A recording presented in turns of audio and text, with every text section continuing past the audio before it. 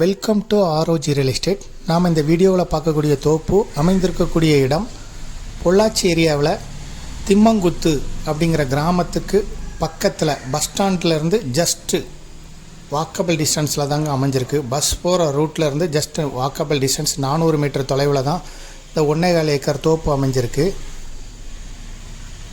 இதில் ஒரு வீடு இருக்குது, 3 EB போர்வெல், மொத்தம் 45 தென்னை மரங்கள் இருக்குது. இந்த தோட்டத்தில் 1.25 ஏக்கர் தோப்பு.